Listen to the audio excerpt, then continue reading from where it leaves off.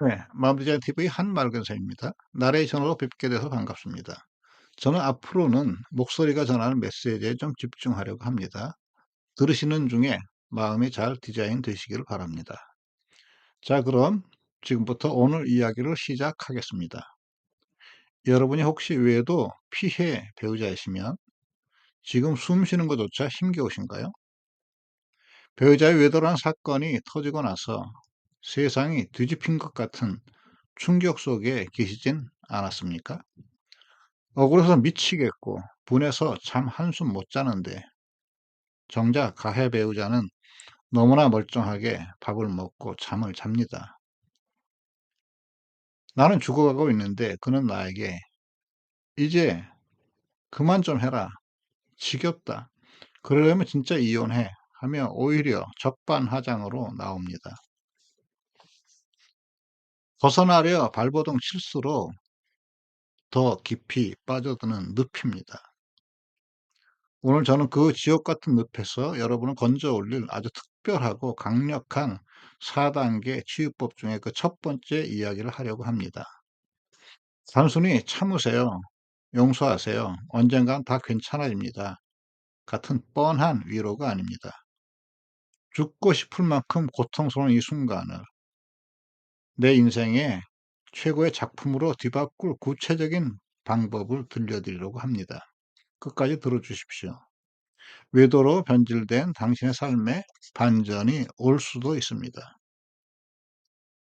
제가 많은 어느 내담자의 이야기를 들려드릴까 합니다. 이분의 고백이 혹시 여러분의 이야기는 아닌지 한번 들어보세요.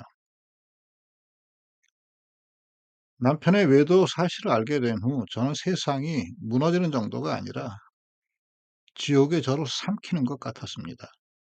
남편은 실수였다고 끝났다고 했지만 그 뒤처리 과정이 더 끔찍했습니다. 그동안 내연녀와 주고받은 문자, 그 끈적거리는 관계를 정리하는 과정에서 보인 남편의 우유부단함, 그리고 해명하면서 반복된 거짓말들, 그것이 저를 2번, 3번, 4번 죽였습니다. 며칠 밤 뜬 눈으로 지새우다 갑자기 숨이 쉬어지지 않아 응급실로 실려가기를 반복했습니다. 이분 공황장애가 온 것이죠. 밥알 하나 넘기지 못해 불과 한 달 만에 몸무게가 9kg이나 빠져버렸습니다. 거울 속에 비친 모습은 뼈만 앙상했지요. 그런데 더 기가 막힌 건 남편의 태도였습니다. "내가 잘못했어. 근데 너 언제까지 이럴 거야? 너 진짜 정신병자 같아. 숨 좀 막히지 않게 좀 해 줘 봐." 배우자로부터의 이러한 말은 내 존재를 부정당한 수치심이 들게 했습니다. 네, 이분 진퇴양난에 빠졌습니다. 이혼하고 싶어도 아이들이 눈에 밟히고 이혼 후에 삶도 막막하고 다른 사람들의 시선도 두렵고 경력 단절로 인해 혼자 살 능력도 없었습니다. 그야말로 웅덩이에 빠진 생쥐 꼴이었지요. 죽고 싶지만 죽을 수도 없는, 살아있지만 산 것도 아닌 삶. 네, 이것이 과연 남의 이야기일까요? 지금 이 영상을 듣고 계신 여러분의 마음도 아마 이와 다르지 않을 겁니다. 외도라는 사건은 단순히 바람이 아닙니다. 내 영혼을 지탱하던 신뢰라는 기둥을 독 밑둥에서부터 찍어버린 사건입니다. 지금 여러분 안에 수만 가지 감정이 폭풍처럼 휘몰아치고 있을 겁니다.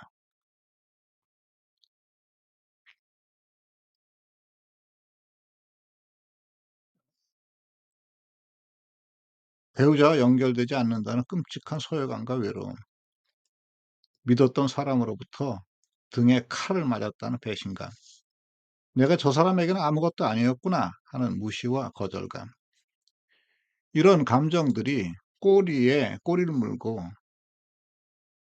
여러분을 정서적 학대 현장으로 몰아넣습니다. 아침에 눈 뜨면 '오늘 또 어떻게 버티지?' 염려가 밀려옵니다. 거울을 보면 초라해진 용모 때문에 비참해지고 아이들을 보면 죄책감 때문에 너무 힘듭니다. '내 노후는 어떻게 될까?' 하는 불안은 우울증이 되고 급기야 공황장애가 되어 숨통을 조여옵니다. 남편에게 매달렸다가 배우자에게 매달렸다가 분노했다가 다시 비난했다를 끝없이 반복합니다. 자책하는 갈등과 다툼의 반복. 그 과정에서 나를 잃어버리고 오직 배우자의 눈빛 하나, 말 한마디에 천국과 지옥을 오가는 의존적인 존재가 되어 버렸죠. 하지만 여기서 우리는 아주 냉정하게 한 가지를 짚고 넘어가야 합니다. 이 지독한 고통은 언제 끝나는 걸까요? 네, 저는 여기서 암 환자의 비유를 들고 싶습니다. 어떤 사람이 암 진단을 받았습니다. 청천벽력입니다. 억울합니다. 평생 착하게 살았는데 술, 담배 하던 김 씨는 멀쩡하게 잘 살아가는데 왜 나만 암이야? 네. 이분을 진짜 괴롭히는 것은 암세포일까요? 아니면 나는 이제 죽었어. 내 인생은 억울해. 나는 불행하다. 끝없이 외치는 내면의 부정적인 독백일까요? 많은 경우 환자를 무너뜨리는 것은 병 자체가 아니라 그 병을 둘러싼 절망적인 해석과 내면의 소음입니다. 근데 이 암 환자가 어느 날 깨닫습니다. 아, 나를 진짜 죽이는 건 암이 아니라 암에 대해서 내가 만들어낸 공포와 소음이구나. 이걸 깨닫는 순간 암은 그 암 환자에게 지혜를 주기 위해 찾아왔다는 것을 깨닫게 되는 겁니다. 암과 싸우며 피폐해지는 게 아니라 그래, 암은 암이고 나는 나다. 남은 시간 동안 나는 나를 더 사랑하고 뜨겁게 살겠다 하는 선택을 하게 되는 거죠. 외도도 마찬가지입니다. 외도라는 사건은 암덩어리처럼 끔찍합니다. 불면증, 공황장애, 체중 감소, 네, 이런 것들은 외도 그 자체보다 그 외도 이후에 피해 배우자의 내면에서 끊임없이 재생되는 부정적인 소음들입니다. 나는 버림받았어. 나는 가치 없어. 저 인간은 나를 무시해. 내 인생은 끝났어. 이런 소음들이 피해 배우자를 갉아먹고 있습니다. 그래서 우리는 이제 외도와 외도에 관한 이 소음들을 분리해야 합니다. 그리고 이 고통이 주는 메시지를 읽어야 합니다. 그것은 바로 이제 그만 타인에게 나의 행복을 맡기지 말고 내 삶의 주인으로 우뚝 서야 되겠어. 네, 이런 내면의 지혜입니다. 그렇다면 구체적으로 어떻게 해야 할까요? 어떻게 해야 이 지옥 같은 소음 속에서 나를 구원하고 내 삶의 주인으로 설 수 있을까요?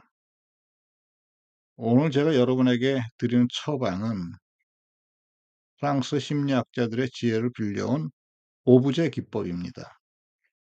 쉽게 말해, 내가 가장 행복한 나의 모습을 상상하고 그것을 작품처럼 빚어내어 그 모습대로 살아가는 것입니다. 이것은 단순한 긍정적 사고가 아닙니다. 뇌과학적인 자기를 재건축하는 자기 설계도입니다. 지금부터 제가 말씀드리는 두 가지를 무조건 따라해 보십시오. 첫째, 낮 동안 한번 상상을 해 보십시오. 낮죠. 상상력을 총동원해 보십시오. 여러분의 일상을 새롭게 디자인하는 겁니다. 상상 속에 가장 즐겁고 신나는 여러분의 모습은 어떤 모습입니까? 배우자의 귀가 시간에 전전긍긍하며 전화기를 들여다보는 시간인가요? 아니면 그가 일찍 들어오든 늦게 들어오든 내가 좋아하는 차 한 잔을 마시며 책을 읽거나 넷플릭스 영화에 몰입하거나 아이들과 환하게 웃는 당당한 모습이 아닌가요? 특히 나에게 피해를 준 가해 배우자와의 관계에서 자유로워진 본인을 상상해 보십시오. 그가 옆에 있어도 없어도 내 마음의 평온이 깨지지 않는 단단한 나를 구체적으로 그려 보십시오. 내가 무엇을 입고 있는지, 어떤 표정을 짓고 있는지, 어떤 말투로 말하고 있는지 생생하게 상상하십시오.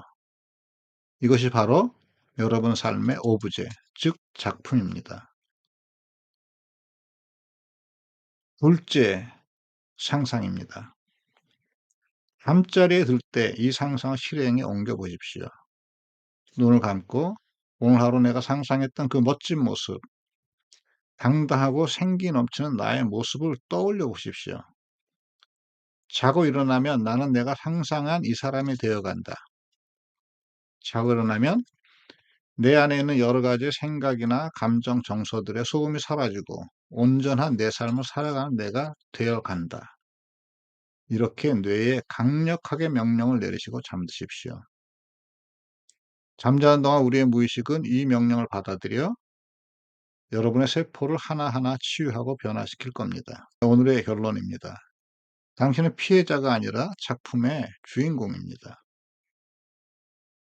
외도는 분명 잊힐 수 없는 상처입니다. 하지만 그 상처를 계속 파내며 피를 흘릴 건지 아니면 그 상처에 새살을 돋게 하고 더 단단한 옹이를 만들어낼 것인지 여러분의 선택에 달려 있습니다. 배우자가 반성을 하지 않든 그와 이혼을 하든 그렇지 않든 그것은 나중의 문제입니다. 가장 시급한 것은 여러분 삶의 주도권을 되찾는 겁니다. 진퇴양난의 늪, 생쥐 같은 꼴이라고 스스로를 비하하지 마십시오. 그 늪에서 빠져나올 힘이 본인에게 있습니다. 고통은 여러분을 죽이러 온 사신이 아닙니다. 어쩌면 여러분 안에 잠들어 있던 진정한 주체의 나를 깨우러 온 스승인지도 모르겠습니다. 오늘부터 당장 상상 오브제를 시작하십시오. 그리고 그 상상대로 사셔보세요. 당신의 인생은 누군가 망칠 수 있는 것이 아닙니다. 여러분의 상처가 가장 아름다운 회복의 꽃을 피울 수 있도록 제가 늘 곁에서 함께 하겠습니다. 오늘 이야기가 여러분의 마음에 작은 위로와 희망이 되었기를 진심으로 빕니다. 구독으로 저와 동행을 이어가 주시길 바라며 도움이 필요하신 분은 댓글에 남겨주시면 연락드리도록 하겠습니다. 감사합니다.